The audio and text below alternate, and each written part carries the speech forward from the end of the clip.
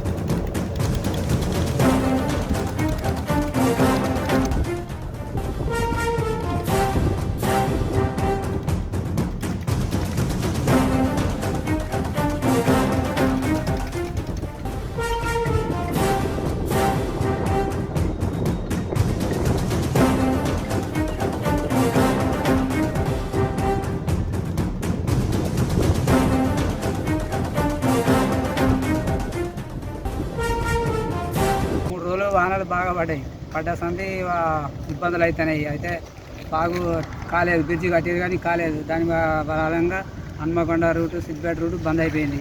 భారీ వర్షాలంటే వర్షాలని 3-4 రోజులు ఇప్పుడు బాగా దాటనిస్తలేదు. అందుకోసం ఇబ్బందులు అవుతున్నాయి. ఇక ప్రజలకు కూడా నష్టం. ఇంటి రోడ్డు పోయింది, మొత్తమే పోయింది. బస్సులు నడవ అవకాశం లేదు. మీద బ్రిడ్జి చాలు కాలేదు, ఇంకా తయారైతా ఉన్నది.